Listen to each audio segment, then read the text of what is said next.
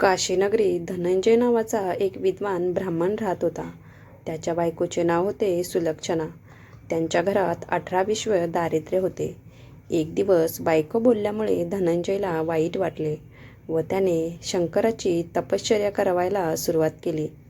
3 दिवस गेल्यावर शंकराने त्याच्या कानाजवळ अन्नपूर्णा अन्नपूर्णा अन्नपूर्णा असे शब्द उच्चारले.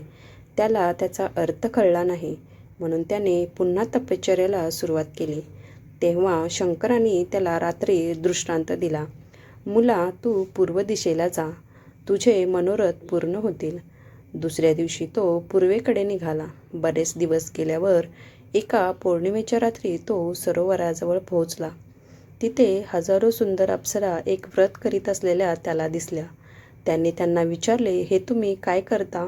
अप्सरा म्हणाल्या, आम्ही अन्नपूर्णेचे व्रत करीत आहोत. हे व्रत कोणीही करू शकतो.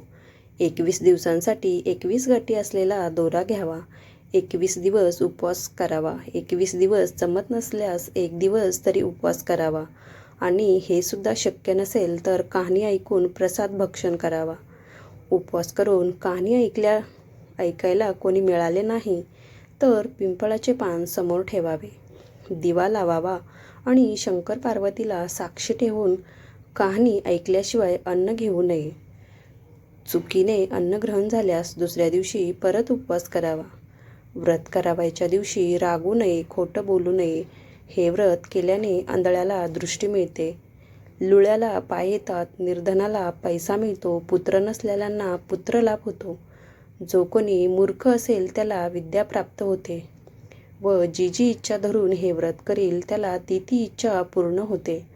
ब्राह्मण म्हणाला, बाई, मला खायला अन्न नाही, लयाला वस्त्र नाही, विद्येचे नाव नाही. मी एक गरीब दुःखी ब्राह्मण आहे. आपण मला व्रताचे सूत द्याल का? अप्सरा म्हणाल्या, देऊ, पण तू त्याचा अपमान करता कामा नये, त्याची हेळसांड करता कामा नये. हे घे ते पवित्र सूत.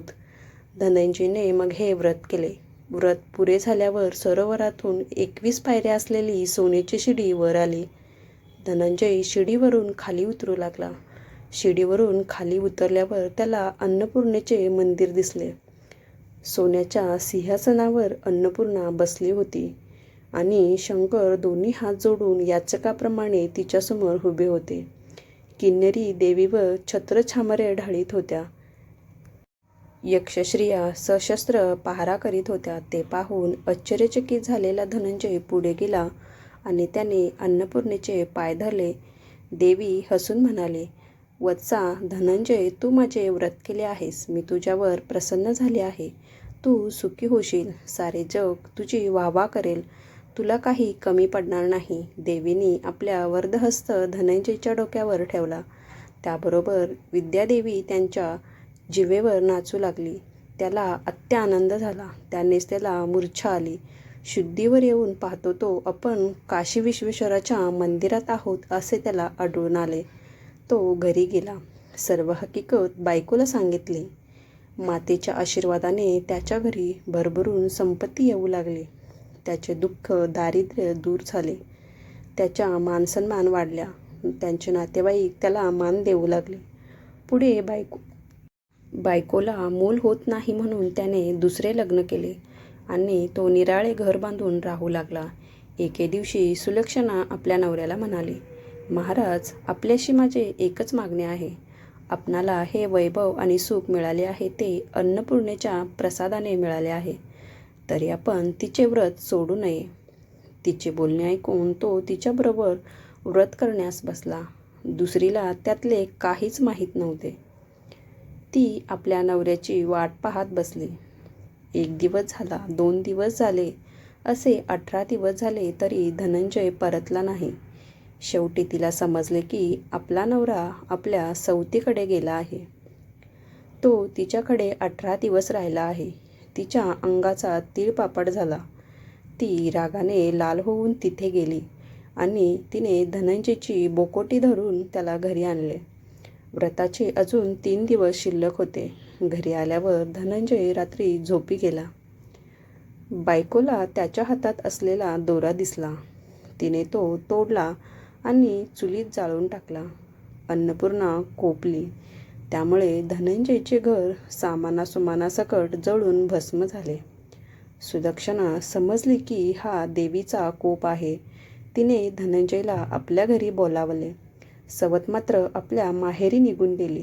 सुलक्षणाच्या सांगण्यावरून धनंजय परत सरोवराकाठी गेला. त्याने पुन्हा व्रत केले.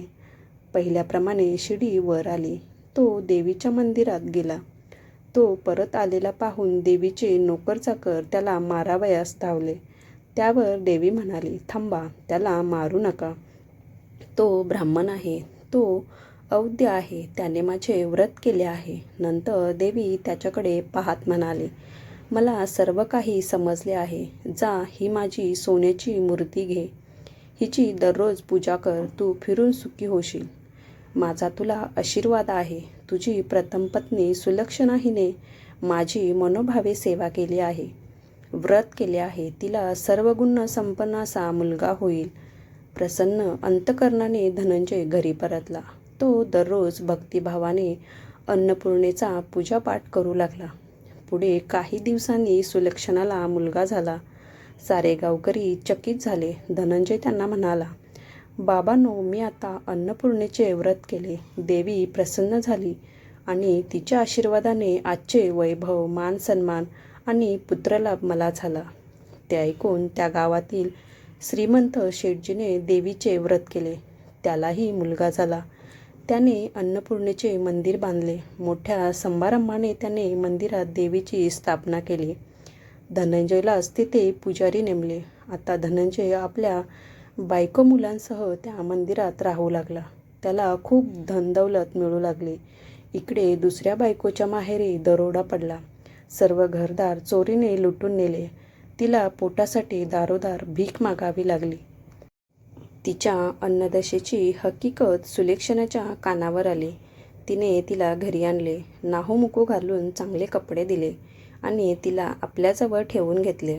मातेच्या कृपाप्रसादाने धनंजय, सुलक्षणा आणि त्यांचा मुलगा यांना सुख आणि मानमान्यता मिळाली. ती सर्व सुखी झाली. तसेच सुख आपणा सर्वांना देवीच्या कृपाप्रसादाने मिळो, तसेच तुम्हा मिळो, ही 60 उत्तराची कहाणी 5 उत्तर सुफळ संपूर्ण. माता अन्नपूर्णा 2 ठिकाणी ठेवता येते. एक, घरातील पूजा मंदिरात किंवा स्वयंपाकघरात. अन्नपूर्णा देवीला तिच्या पोषणासाठी कृतज्ञतेचे प्रतीक म्हणून तांदूळ, धान्य आणि मिठाई अर्पण करणे शुभ मानतात. अन्नाने भरलेली किंवा धारण केलेली ही पार्वतीचे एक रूप आहे आणि तिला अन्न आणि पोषणाची देवी म्हणून ओळखले जाते.